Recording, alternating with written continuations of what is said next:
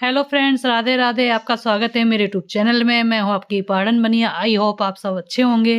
जैसा कि आप लोग जानते ही थे कि कल करवा चौथ था, तो दोपहर के बज गए थे एक। तो मैं नहा धो के तैयार हो गई कि मैं कथा सुननी है। कथा के लिए मैंने किसी कन्या यानी लड़की को बुला लिया था, क्योंकि माना जाता है कि किसी कन्या से या लड़की से कहानी सुनी जाए तो अच्छा होता है। तो इसलिए मैंने भी अपने पड़ोस से किसी एक लड़की को बुला लिया था कहानी सुनने के लिए। वो आने वाली थी, तो इसी की मैं तैयारी कर रही थी, पूजा वगैरह की। मैं कहा फटाफट पूजा कर ली जाए। तो मैंने मंदिर लगा लिया था और जल वगैरह फूलमाला वगैरह सब आ गई थी, तो मैं उसी की तैयारी कर रही थी। मेरी मदर इन लॉ ने मेरे को फर्स्ट करवा चौथ पे चाय वगैरह दूध वगैरह कथा सुनने के बाद एक बार पिला दिया था। तो मैं कंटिन्यू वैसे ही करती हूँ। मैं कथा सुनने के बाद चाय वगैरह दूध वगैरह या फल फ्रूट कुछ भी एक बार ले लेती हूँ। काफ़ी लोग मॉर्निंग में सरगी भी ले लेते हैं, लेकिन मेरे में सरगी नहीं ली थी, मैंने नहीं की थी, तो इसलिए मैं नहीं लेती हूँ सरगी वगैरह। मॉर्निंग में नहीं खाती हूँ, तो इसलिए मैं कथा सुनने के बाद चाय वगैरह दूध वगैरह कुछ भी आपका जो मन है आप ले सकते हो। एक बार पानी तो नहीं पीती, बट मैं दूध वगैरह में पत्ती वगैरह लगा के एक बार चाय जरूर ले लेती हूँ, जिससे कि आपको थोड़ा रिलीफ मिलता है पूरे दिन। वैसे आपको प्यास लगे ना लगे, लेकिन करवा चौथ वाले दिन थोड़ा ज़रूर फील होता है कि आप प्यास लग रही है, बट याद रहता है कि पानी नहीं पीना है तो नहीं पीते हैं।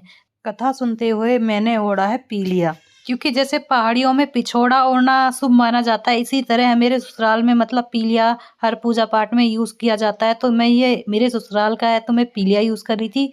वैसे तो मेरे पास पिछोड़ा भी रखा है तो वो भी मैं यूज़ कर लेती, तो आज मैंने पीलिया यूज़ करा। लड़की भी आई गई थी कहानी सुनाने के लिए, तो मैंने भी उसे बता दिया कि आप पहले गणेश जी की कहानी सुना दो, फिर करवा चौथ की कहानी सुना दो। तो उस लड़की ने भी फटाफट सुना दिया, क्योंकि इसको और जगह भी जाना था। इसको मतलब काफ़ी लोगों ने और भी बुलाया था कहानी सुनने के लिए, तो इसने फटाफट मेरी कहानी पढ़ी, मैंने कहानी सुनी। फिर ऊपर जाके मैंने सूर्य अर्घ किया, सूर्य को जल चढ़ाया। सूर्य को जल चढ़ाने के बाद फिर मैं फ्री हुई, फिर मैं नीचे आई। नीचे आने के बाद फिर मैंने ली चाय। चाय पी के थोड़ा रिलीफ हुआ, फिर क्योंकि इवनिंग का खाना भी बनाना था जल्दी से।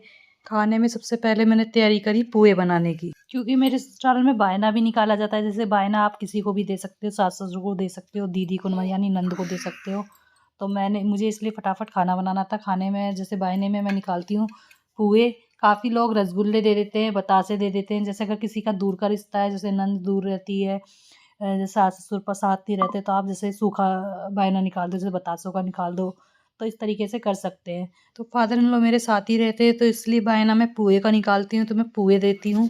डिनर भी मैंने बना ही लिया था, चांद का वेट कर रहे थे। और आज मेरे पतिदेव इतने बिजी थे, आज उनका मीटिंग शेड्यूल इतना ज़्यादा बिजी था, बहुत ज़्यादा। उनके पास तो टाइम ही नहीं था ये देखने के लिए भी कि मैं तैयार कैसी हुई हूँ। चांद भी जल्दी निकल गया था, बट मैंने 9 बजे व्रत खोला, क्योंकि मेरे पतिदेव की मीटिंग ही सुबह से चल रही थी।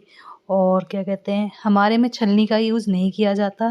जैसे कि काफ़ी लोग छलनी से मुंह देखते हैं, तो मेरा मतलब मेरे ससुराल में छलनी का यूज़ नहीं करते। आरती और जल लेके मैं चली ऊपर, चांद आ ही गया था, तो मैंने भी पतिदेव को बुला लिया था। पतिदेव जी की मीटिंग चल ही रही थी, बस ये है कि म्यूट करके रखा हुआ था।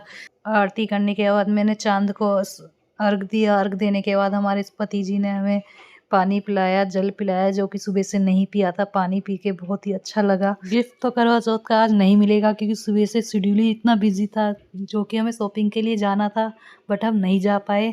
तो पेंडिंग है, देखते हैं कब मिलेगा हमें करवा चौथ का गिफ्ट। तो ये भी उधार रहा। ये था मेरे करवा चौथ का ब्लॉग। कैसा लगा आप लोगों का? आई होप आप लोगों को पसंद आया होगा। पसंद आया है तो लाइक कीजिए, शेयर कीजिए। Thank you. आप सभी को भी मेरी तरफ से हैप्पी करवा चौथ।